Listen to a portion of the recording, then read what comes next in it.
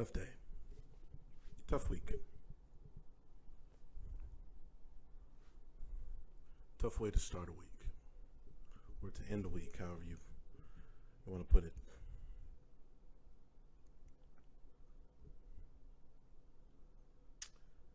This first hour is simply called Buffalo.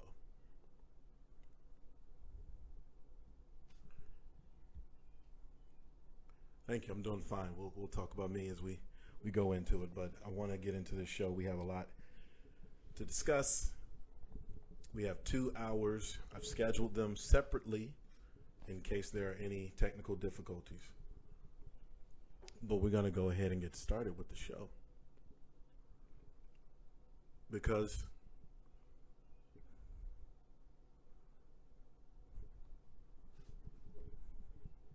of that.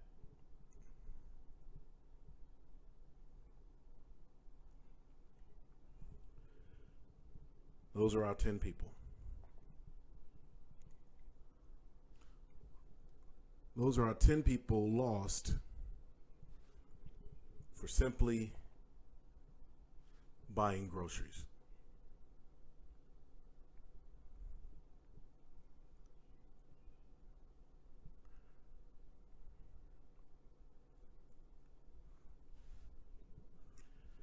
This is Celestine Cheney, 65, was a grandmother to 6 and loving and caring person, according to her grandson. She had beat breast cancer a few years prior, and she had battled 3 brain aneurysms in her past.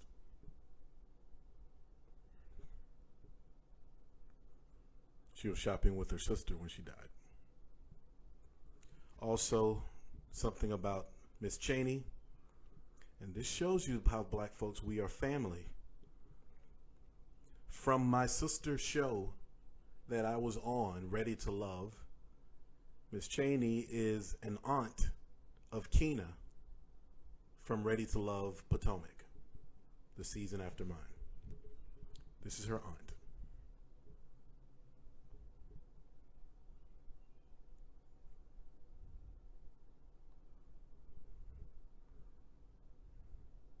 Sorry, let's go back. This is Roberta Drury, and she's the only woman under the age of 50 that was killed Saturday at the Tops grocery store. 32 years old. She moved to Buffalo 8 years ago. Dedicated much of her time to helping her brother with his leukemia treatments and assisting her family with running the family restaurant. She was 32 years old.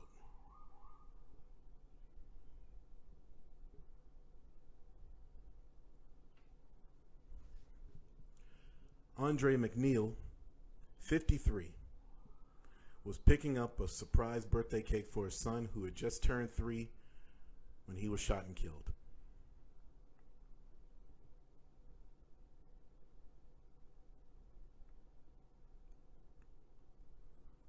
This stylish lady here is Catherine Massey, 72 years old, known as Cat, and you can see why. She was a community activist,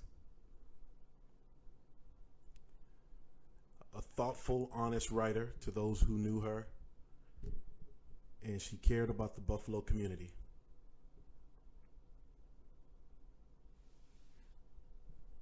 '72.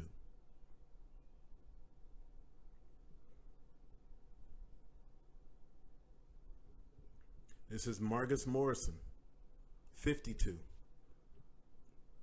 He was simply out buying snacks at the grocery store for a weekly movie night that he had planned with his wife.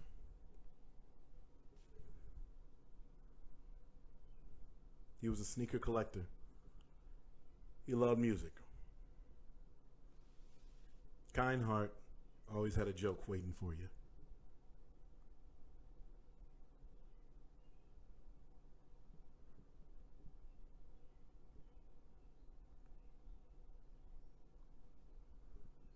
Hayward Patterson, 67.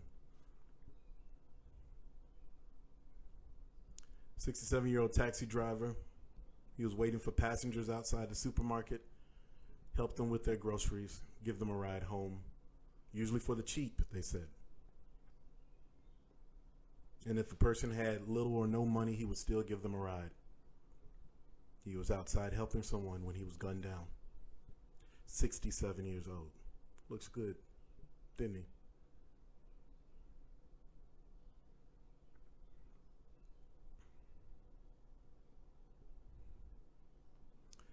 This man would be on Fox News if he were white.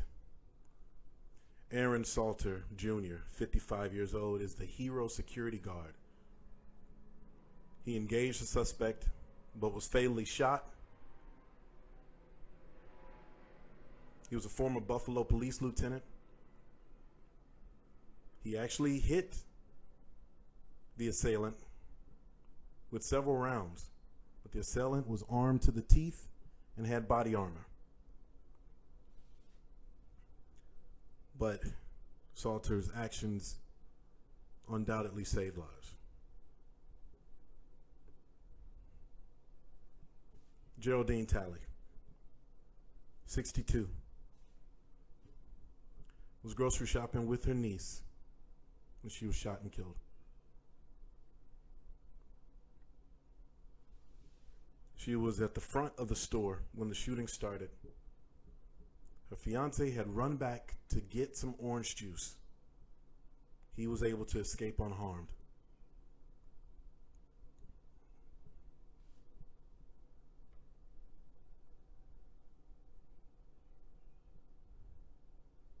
Ruth Whitfield, 86. And she was the mother of Buffalo Fire Commissioner Garnell Whitfield, former fire commissioner.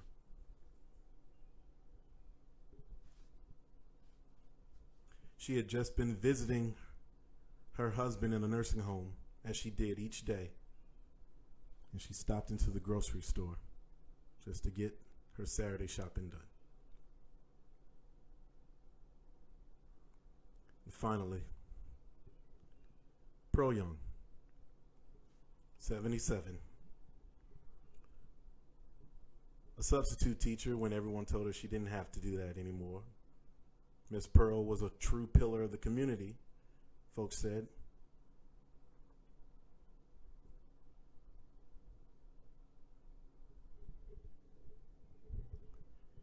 You know, the thing about these faces, the thing about this tragedy,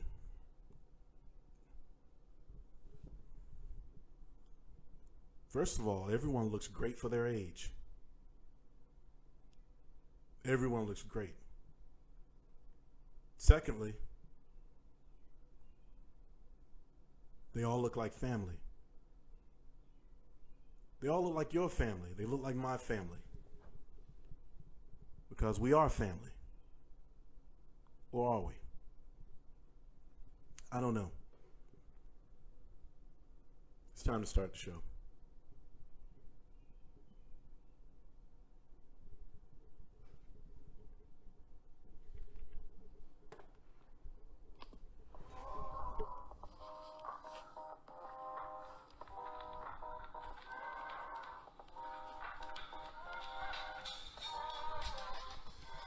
Ladies and gentlemen, it's the Shawn Show. I'm your host, Shawn.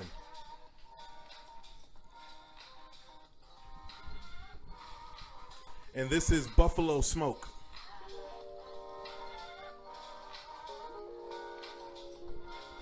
Tonight, he usually explains the ish, but Dr. Davis will sit a spell with us and talk. We also have in from the Body Butter Bakery, of course, Kim is available. And I will, of course, be joined by Ty. We also have Marlo Rouse, Dr. Marlo Rouse, an old friend of mine from back in my day, to tell us how to deal with this tragedy.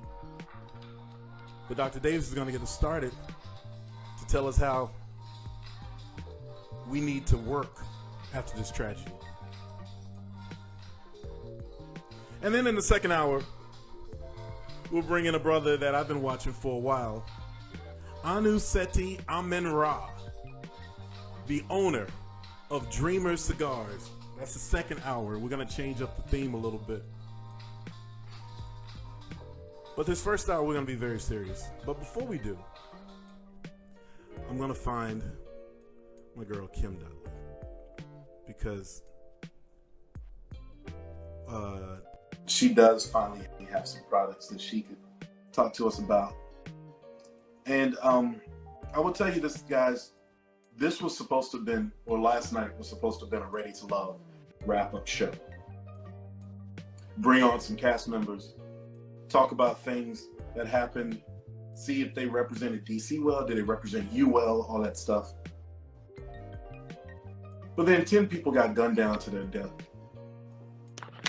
And I just did want to go like that. So we're at a fresh show, and it's a completely different show. And hopefully we get it right. Kim, you look lovely. How are you? Thank you. I'm doing well. I see you reduced your bandages. Yes, my bandages have been reduced. For those who are watching, I suffered an accident on the set of a production. That's all I can say about it right now. But I suffered an accident, and the accident. Well, I can say a little bit more. The accident involved handling a weapon, a blank weapon, and it was a legit blank gun that fires like a real gun, but it's a blank gun with a plug nozzle with blank bullets, so they don't project outward. But the gun misfired and blew up my hand, and so I'm blessed to have my finger. The bandages came off about 3 hours ago. Oh, and, wow. Okay. So here we are. But Kim, you're looking great. Thank you. That's a lovely color. Thank you. On that chocolatey skin of yours. Kim, do you actually have products to sell this week? I do. Okay. So my men's labels, they're actually, I got an email that said, you get the automated email that says, hey, your products or your order's been delivered. I got the email and my mailbox is empty. So your mailbox is empty, you said? Yeah, I don't have them. They said it's delivered, but they're not here. Anyway, I have a shower gel now. I don't have any men's scents yet, but I do have 3 scents in the shower gel. Okay, so you have a shower gel. Mm-hmm. And I'm sorry, you have a shower gel, and you have. So these are new shower gels. What scents do you have in these shower gels? Champagne, apple, and honey. Lemon pound cake, and strawberry lemonade, because those are the 3 most popular scents and everything else. So it just made sense to do those first, and I'll roll out all the other scents later. Okay. All right. So, all right, you got these, and I've also seen you've been promoting these vegan lip balms. So you've just been busy. You know what? You talked about me for having spearmint, but that's actually more popular than peppermint. Well, no way. People, y'all do not like spearmint better than peppermint. Yeah. It loses its flavor. And hey, you were wrong. People are lying to you. Your sales are lying to you.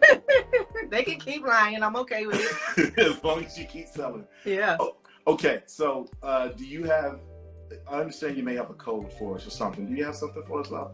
Yes. Actually, the code is Buffalo. Wow. Yeah. So this is the Shawn Show. I'm putting the code in right now.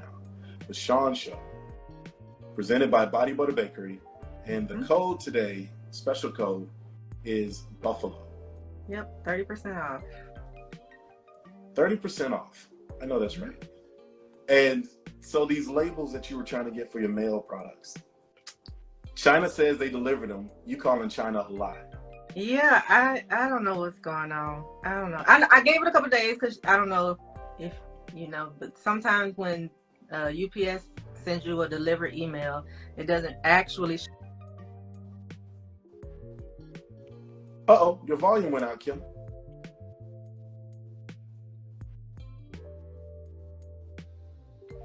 I think you're being heard now. Can you hear us? Okay, yeah. Okay. Yeah, I don't know what's going on. I'll reorder from somebody in America. I don't know. Ooh, but you may not get it in America like baby formula. Oh, that's tragic. It's not nearly as urgent or important, but yeah, I'll figure it out. Or like I said before, do the goofy labels. All right. Well, I'm just put it up here. So I pinned it up there. The Shawn Show presented by BodyButterBakery.com. As you can see, Kim is giving 30% off any purchases that you buy during the life of this show. And you got anything that you want to add, or you have any comments real quick before we continue with the show's progress, Kim? No. As far as like what you thought about this weekend's events, or yeah, and you know what? People talk about me for being strapped everywhere I go, but it's not because I'm crazy. It's because everybody else is. So you're strapped. Do you carry? Absolutely, yes. At all times. Right. Does your daughter know you're strapped? She does. Okay. Oh Lord, I did not add the code. I will add the code. Yeah, Buffalo. Buffalo's the code. Give me a second, guys. I'm going to get the code up. And I'm also looking for my itinerary to see what is next. Okay, let's get Ty in here as soon as he's ready to go.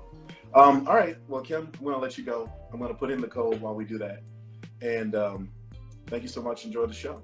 Yes, sir. Thank you. All right, so Kim has given us 30% off, guys, for the Body Butter Bakery. I'm going to add that code in now. And then I'm going to try to find my homeboy, Ty, so we can really get this show flowing, because we have a lot of stuff to get to. Because it's heartbreaking. And what's even more heartbreaking, in my opinion, is that, and I don't want to give away too much, I think we're getting numb. In fact, I didn't even present that, but Shawn says at the end of the night, oh, I missed the H. The H fell off. This is us, which is fitting because it's a Tuesday night. This is us. That's Shawn says at the end of the night. When you think about mass shootings, it feels like the same old things, right? It just keeps, it doesn't seem to end. And it's not just mass shootings, though. Now we seem to have a more strident racial component to all of this. And what I mean by that is, well, since 2020, the FBI has documented that hate crimes have gone up, I think, about 30%. And I also think, if I'm correct, that more than half of these crimes are targeting African Americans. More than half. What's changed? Brother Tyrone, how are you?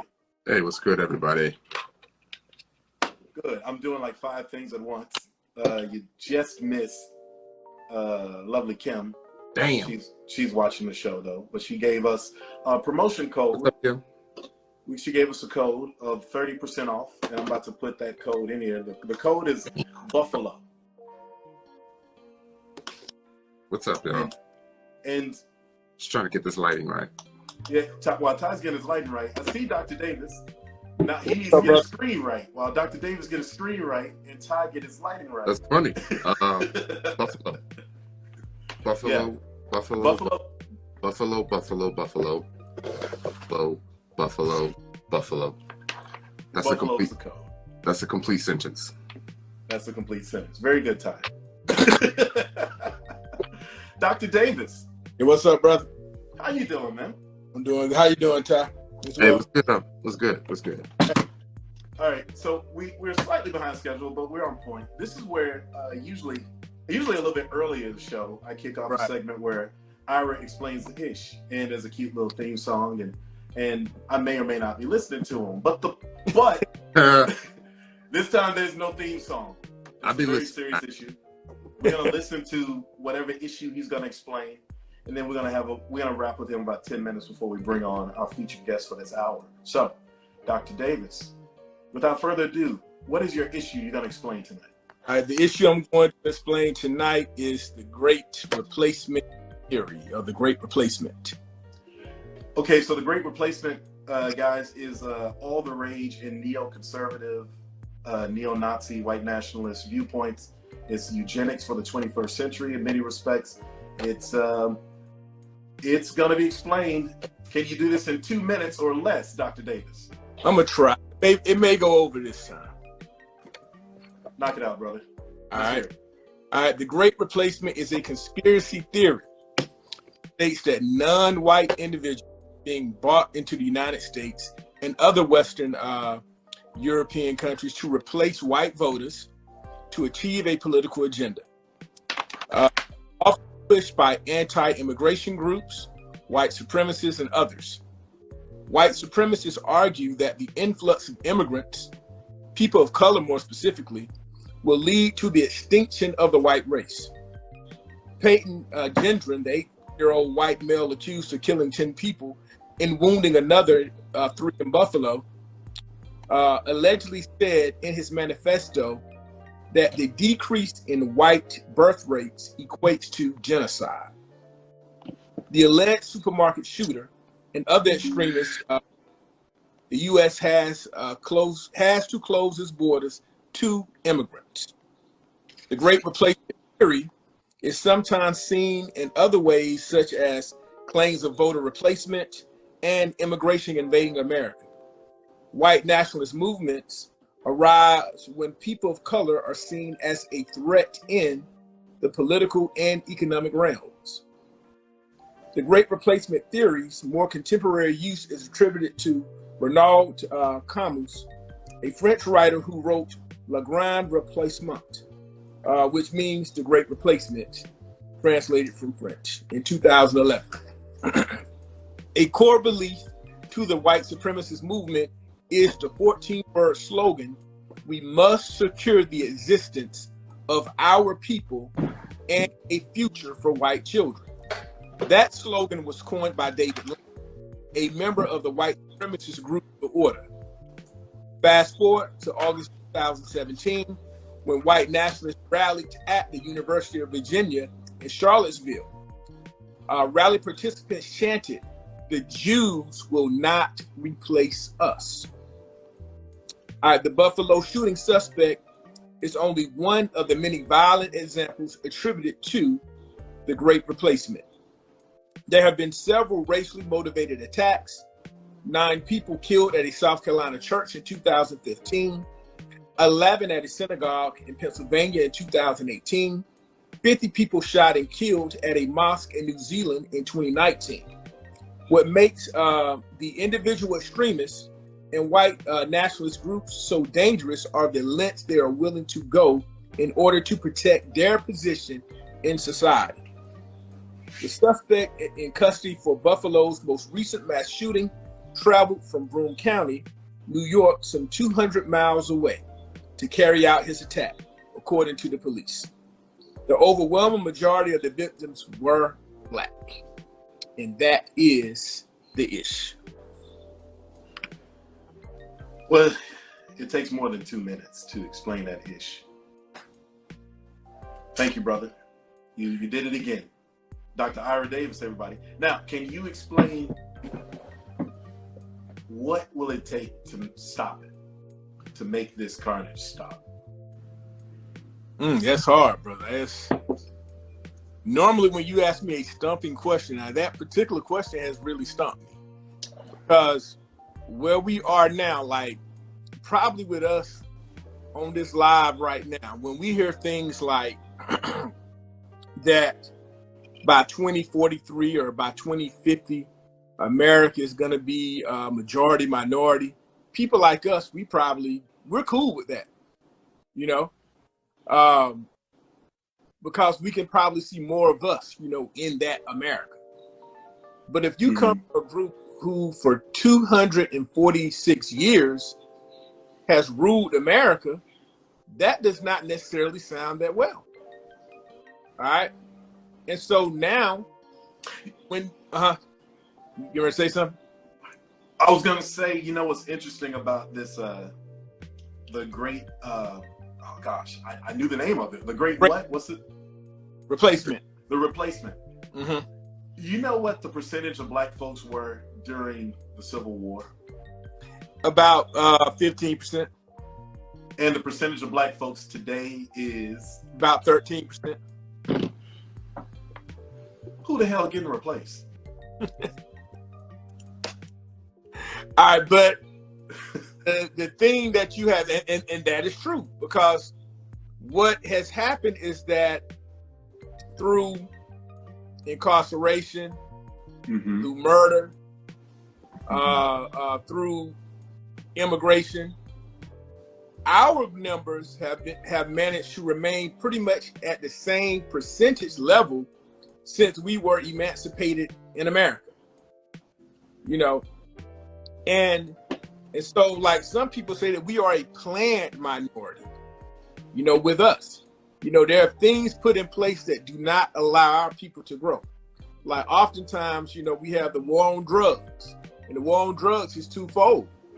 All right, because again, you have so many people strung out that they can't be an asset to society, and then you have others who sell the drugs, and they end up becoming incarcerated. And most of the time, they're incarcerated during their prime years, where they could go make procreate and have children. So all these things have been things that have been put in place to cut our numbers. Also, coupled with that, when you have this war on drug fueled things, it created a lot of crime and death, you know, sometimes in our communities, which have hurt our numbers as well. You know, so we have, you know, been a planned minority. And also when you look at us as well, that when you had the Civil Rights Act of 1964, and then when you had the Voting Rights Act of 1965, also in that year, you had the Immigration Act of 1965. So just as we were so-called integrated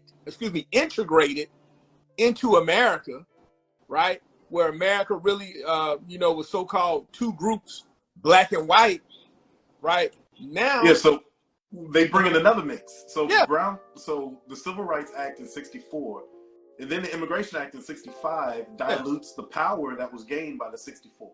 there you go. And so, I'm gonna try to make you get as much in as possible. I'm gonna give you like 4 minutes. We're gonna bring in Marlo probably in 3 minutes. Okay. Then I have to let you go and give her the focus time. But Tyrone, I want you to get in this. Tyrone, do you have something you want to say or ask Dr. Davis? This is Dr. Ira Antonio Davis, my best friend from childhood, folks. No, I mean, first of all, you know, my heart breaks for everyone that was, you know, affected by what happened in Buffalo and the other mass shootings. So my condolences to the families of everyone that was affected. Word is, you know, our good friend Keena was affected very closely by that. So, you know, my heart breaks for her. And I wish the family the best. I had mentioned it, you know, in our last talk, you know, about the 14 words and, you know, my rebuttal about what I thought Roe versus Wade was really about.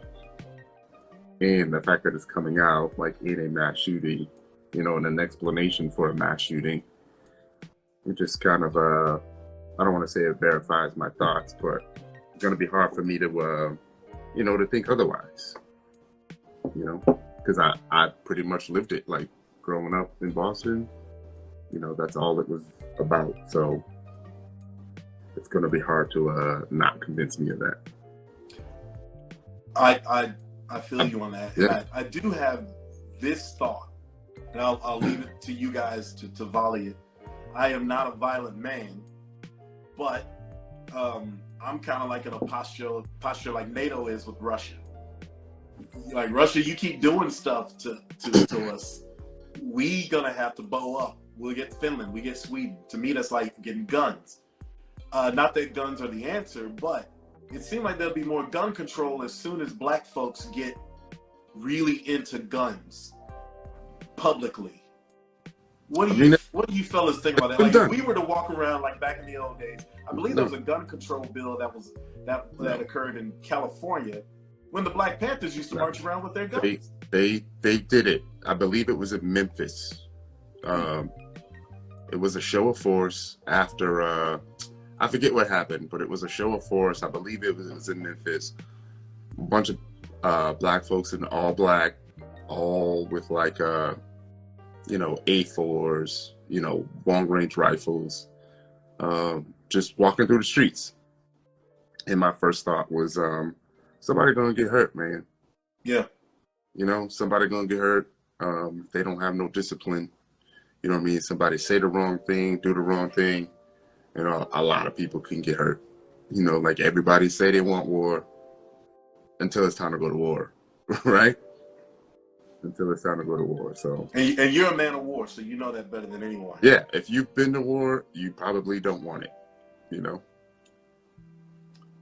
Ira, do you have any thoughts on that? While I'm bringing up Marlo now, do you have any thoughts on that? I look at the whole situation is that what's happening that as whites do become, the minority, trying to find a way to control us. And the way that they're going to control us, they're trying to apartheid style that they're trying to use for our people. They're trying to go more fear. With incidents like because the whole goal is as the nation becomes more diverse, there are many who fear that, and they fear one of their biggest fears is white genetic annihilation, and so they're trying to come up with ways so as their numbers dwindle, they're becoming more fearful, and these things are coming up. They're probably going to be, I hope there won't, but we may see more incidents like this. Someone gets, ahead of this particular thing. And also, and I want you guys just to be aware, look at some things, how they have gone down. Under Donald Trump, we saw he's supposed to do for white supremacy. He took the bullet for white supremacy. All right, and he put everything in place that need to be in place. Where he added the conservative judges, who are about 50 years old. They're going to be there for the next 30 or so years, putting everything in place. And also as we look at these politics, as we look at Joe Biden, some of the things that he does, we got to realize that when they say left wing and right wing, we're talking about the same bird. Sometimes in their actions on both their sides, some of those Democrats very, condescending, in how they deal with us. So we need to be kind of aware of that. So they're trying to come up with a way of how to deal and control us as a people. Looks like they're trying to do that, through the use of more force, because they want to keep us controlled. Because there's always, I want you guys to notice, every other group is allowed to separate in America and have their own communities. No one says anything about it, right? But we really aren't allowed to separate and have our own communities. They want us to integrate. They want our dollar integrated with them so they can get stronger off our money and all this stuff, but still we're being denied, these basic things, in America. We reparation. They say they don't have any money for us, but they find billions of dollars to send to people who've never even paid any taxes in America. That's going to be the last word from Ira at this juncture. Ira, if you're still up, please join me on overtime. We're going to talk some more about this in depth, of course. I've been dealing with my son this graduating, and I got fun back to Macon. That I told you about. So if you got on when I back on. Yeah. I got your son, so I'm gonna drop you some cash. I just got the wraps off my hands, so just getting healthy. But we'll be talking again. Ira, by the way, we just brought on, for those who just paid attention, we just brought on Dr. Marlo Rouse, and this is we go back in the day because she is the widow of my other best friend who's no longer with us anymore, and she's a doctor and therapist herself. So Dr. Davis, Dr. Rouse, Dr. Rouse, Dr. Davis. All right, how are you? And Ty. Hey, good to meet you. All right. So we'll say goodbye to you, Ira, and All right. hopefully we'll catch up with you pretty soon. Safe travels, of course, and tell the All right. family I said what's up. And we'll be rapping some more. All right. And we bring it on. And before I fully introduce you, Marlo, I just want to remind everybody, here's something real quick. There's a GoFundMe page with 6 Buffalo-related charities linked on there. And there's 2 of them for the victims. And I think there's one for mental health, but there's one as well that's really important, and it's the food piece. Because this was a grocery store that was the only viable food center in this part of Buffalo. And now they're looking at being a food desert because that grocery store has to close because they have to process it for evidence and everything like that. So please, if you want to donate, a good place to start is to that food bank, because it's not just about the dozen or so folks whose lives were shattered and families who were shattered, but it's also the folks in that community who are now struggling to find a source of food. And in these high times, and in a place that doesn't have great public transportation, I've been to Buffalo, I know about it, blue collar town, it'd be good to behoove you to donate to that food bank. So go to my page, follow me at Shawn Durham Inc. And on my bio link, you'll see the link for the food banks and everything at Buffalo, on the Buffalo link in my bio. With that said, I have Dr. Marlo Rouse, formerly Dr. Marlo Rouse Arnett, and therapist, psychologist, all around great woman, because she endorsed my book and bought copies for her class, 2 classes. Was it 2 courses? 2 courses Yes. back in the day at Georgia Southern Yes, it University. was. Now she's working with Kennesaw State University in Atlanta, and she knows me well. She called me out the blue yesterday. I'm like, Marlo, what you doing? And this is her first time on Instagram. So y'all be nice to her. So welcome, Dr. Rouse. Please. Rouse, welcome. How are you? Hey, thank you. Can everyone hear me okay? Yes, we can. And welcome. Great. So when I heard, what happened with the shooting, it's almost like it's to a point where it's predictable, and I feel like it's sad, because I feel like, Shawn, you were saying it earlier, that I feel like we've become desensitized. And I don't know if it's just accumulation of all the things that have just sort of happened over the last couple of years. COVID, I feel like, has become the international excuse from everything, from, why you can't get a taco at 3 p.m. to bad customer service to everything else. But I feel like the tension that's just sort of been building in our country, between, black, white, men, women, the government, the people, is just really getting to a point now where I feel like our feelings of safety and belonging are really questioned. It's no longer about being in the wrong place at the wrong time. You can be in the right place at the right time, or at the wrong time, I should say. So I started thinking about all of these cumulative effects of trauma. People, and especially as a race where you're already born into the world, where people don't see you as equal because your hair isn't the same, because your nose or your mouth or your features aren't the same. And so when you add sort of all these other things, on top of that, other types of trauma that we experience, how is it really affecting our functioning and our relationships with each other day to day? Well, I'm glad you sort of brought in the trauma piece, and that's a segue, because you, and this should also be interest of Ty too, because this is something that he's very passionate about. You currently counsel soldiers with PTSD and sexual abuse victims, right? Exactly. And so that's something that Ty and I have talked about a lot, and Ty has a whole show devoted to that, and that's kind of become his ministry since our time on the show of Ready to Love.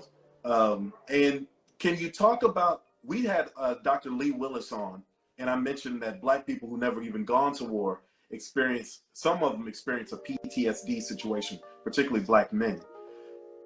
Can you sort of parlay that thesis into what we saw with Buffalo, and what are some coping tools that are probable in helping us with that phenomena? And then I'll give the mic to Ty so he can get some questions in. But answer that question if you could. Absolutely. So first and foremost, one of the things that I always think about is, as a profession, I think about all of the Black men, for example, that have been diagnosed or labeled as, schizophrenic, or paranoid, because they think that they're being followed by police and all of these other things because of their race. And it took until the whole George Floyd thing to come forth, where I think more people got on page as a nation to see, okay, you know what, maybe this is real. I feel like as a community, as a Black community, I was certainly raised that you don't open up and let other people into your business. So you're taught to, go to church, pray about it, don't talk about it. So I feel like we've all sort of grown up with all of these individual traumas, from, maybe physical abuse, sexual abuse, to a plethora of other things that we've experienced. And so just in getting to a place where we feel safe and comfortable and being vulnerable to talk about it, I feel like it is new. But on the flip side, it's hard to be open or to be vulnerable and to talk about some of these traumas, because when you experience trauma, that sense of trust is totally shattered. So oftentimes when people have experienced trauma, be it, PTSD from, combat trauma, military sexual trauma, sexual abuse, physical abuse, these sort of things, you see things like depression, anxiety, sleep problems. You can't go to sleep, or you wake up often in the nighttime. Maybe you're taking drinks or shots so that you can get a few hours of sleep. You're very hyper vigilant. You have to sort of, sit with your back to the door. You have to over monitor people's actions and behaviors, a lot of isolation and anger. And rather, again, than opening up and talking with someone, and trying to manage it or work it through, a lot of us engage in more of what we call the negative coping skills. Of course, we all have a drink now and then, or whatever the case is. But sometimes it gets to a point where, the drinking, the drugs, the shopping, the sex, the gambling aren't doing it anymore. And, the analogy I use for people is this, and I'll just kind of get to the point. You have to fart, right? And so you hold it in, right? You hold it in because you're like, oh my God, it's going to stink and all of this, and it causes pain or whatever. Okay, so you manage it, you control it.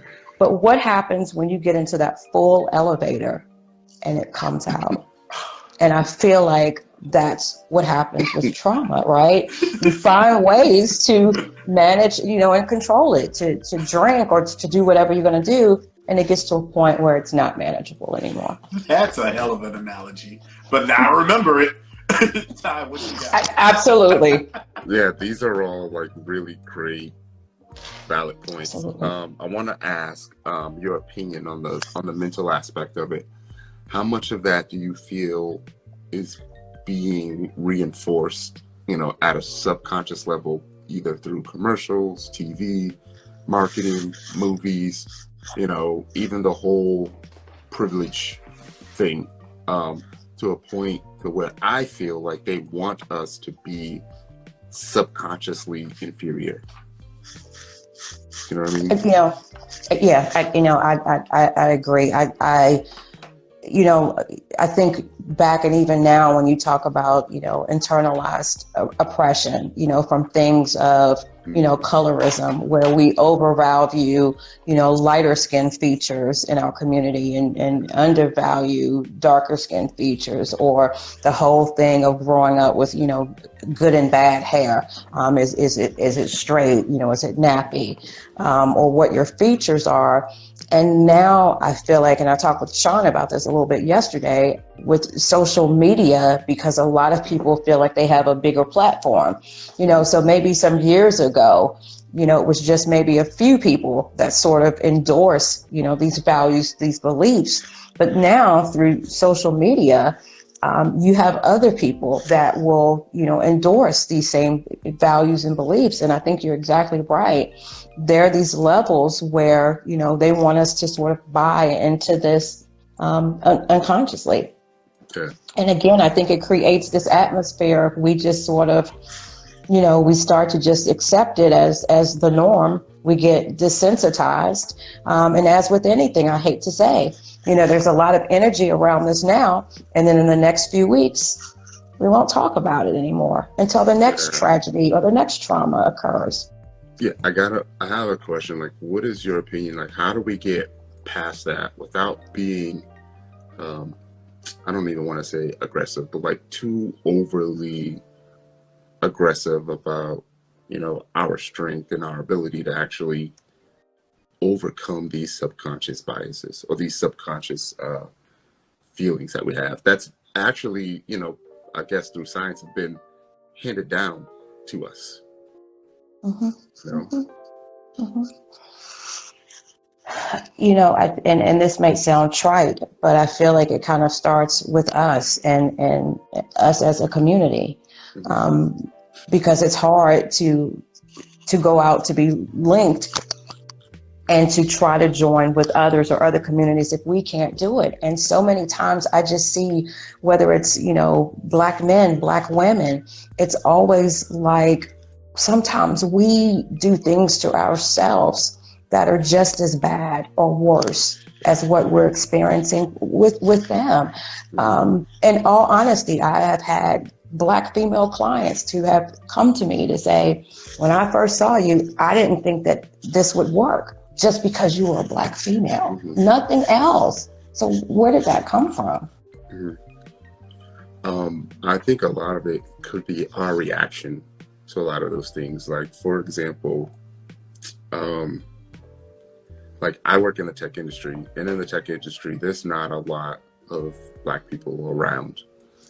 And I see it a lot to where people, when they feel like they're the only ones, they feel threatened. They feel like, if someone's coming down on them, they feel like they're coming down on them only because they're Black. Right. I see it as an opportunity to represent for other Black people. Like, how would you view that? Like, how would you prefer the response to be, for individuals who may be in those situations to where, they probably need to represent, for the greater good or for the future of, Black people who may also be in that position? I agree. And let me know if I'm answering, as when I was in academia, I was like the only one, so there is a sense of reaching back. I always believe in doing that, just kind of meeting people where they are. What you see is what you get, being real.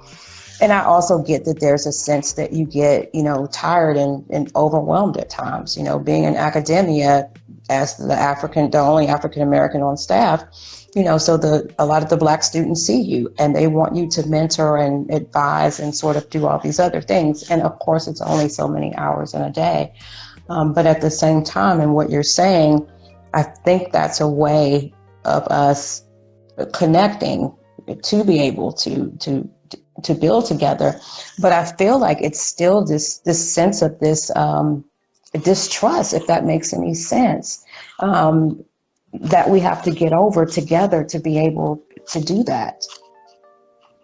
Is it a matter of finding safe spaces so we can just talk freely and take away our own stigmas, or is it like a pressure valve, just trying to get this stuff out to deal with this on a healing level? I mean, because where do we even begin in your profession? What do you tell your clients? I mean, where do they start? And that's the piece. It has to start with that foundation of trust, and it has to start with that foundation of being vulnerable. But if you're coming to a place, whether it's, a Black therapist, Black client, Black client, white therapist, oftentimes there is going to be a sense of distrust that's already there, especially if there's been a lot of hurt and trauma that's already occurred. And so the person sitting in front of you is simply thinking, you don't really care. This is just going to be like, all of the rest of them.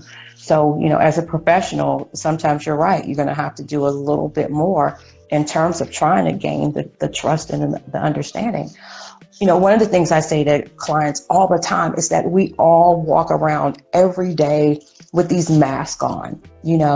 Social media, for example, you see everything's positive, everything's great. So you see these posts, you see these pictures, and I see people 5 or 10 minutes after posting and they're getting divorced or they hate each other. So what I always encourage is that you've got to take that mask off, and it's okay not to be okay, which means that you have to be vulnerable. Yeah. Good luck getting people to be vulnerable the right way on social media. Like you said, it's not just a mask; it's a big old front. I think I spoke to you. If you watch people's social media page, you wouldn't think they had a job. It's just all good times and party up and party and bullshit. We only have a few more minutes left with you, Marlo, because we got to switch over to hour 2 because IG has been notorious for cutting us off. So I think we have about 5 or 6 minutes here. But you have a website, is that right? Yes, it's arouseawakening.com. So like arouse, my last name, awakening.com. Yes. Arouseawakening.com. Now, not when I met you, but when Keith met you, you were kind of on a sex therapist piece as well, though, right? So yes. You could pick brains and talk about that subject matter as well. Absolutely. All day and all night. Arouseawakening.com. Right. Such a fitting name, right? Yeah, Arouse. Arouse. That's her last name, Dr. Marlo Rouse. Correct. And, Correct. She just got on IG, folks. So find her at, what's your handle now? It's Rouse 2022. 2022 for right now. Yes. Yeah, we're gonna change that later. We're gonna get something. Yes. Something way better. But I had to get something for right now. Got you something so you can join this chat. Ty, do you have anything you got with Doc Rouse before we No. It was a pleasure. These are some of my favorite topics. We talk about it all the time. Where I am. So whenever you want to do this again, I'm down. Okay. Me too. Yeah. Absolutely. Please let me know. This has been Ty's a great show devoted to this, and I touch on it whenever I can. And we got to bring you back. And if you're up late, and sometimes you are, sometimes you aren't. I know you got your own little habits, but if you're up late, like in the next hour or so, we do overtime, and we just talk about random topics, and it's all the panelists and whomever wants to join in. So I'm about to get ready to light a cigar, so I got to change my clothes for our next guest because he's a sartorial gent, and he owns his own cigar company and is the youngest tobacconist in the country. So we're gonna get ready to welcome him in about let's mark it at 7 minutes. And Marlo, do you have anything to say to us before we let you go and close out our first hour? I don't. Thank you for having me, and I would love to come back. Or if any of you want to continue the conversation, please just reach out to me. Yep, I'm gonna hit you up as soon as we're done. Okay. All right. Thank you, Doc. Take care. We couldn't. I don't know even how to begin to even wrap my hands around this Buffalo topic, but I know I wanted to talk about it and not act like everything is just okay and talk about the latest episode of this or that or whatever. I just had to at least touch on it, and maybe we'll even get into it some more because we're gonna have a little smokers lounge. I don't know if you're gonna smoke inside your crib, Todd, but I'm gonna light up in my crib for this next guest. Okay. Man, I hate to say that we're being desensitized and it doesn't affect you until it affects you. Mm-hmm. It's just frustrating, It's frustrating, and then you see another, another mass murderer who gets to get handcuffed. Why do they keep surviving, right? And gets to, go through the justice system, and get treated, as a human, even after murdering people. On camera, on live. Yeah, so I got a lot to say on this. Very frustrating. I got a lot to say on this, what Shawn says at the end of the second hour. But right now, we're going to close off the first hour with this right here. We're going to take a 5-minute break. Log back on, folks. We'll be back with the second hour. with Mr. Amin Ra, owner of Dreamers Cigars, and he has a fascinating story. So we're going to talk to that young brother next. This closes out the first hour. This is Shawn Show, hour one.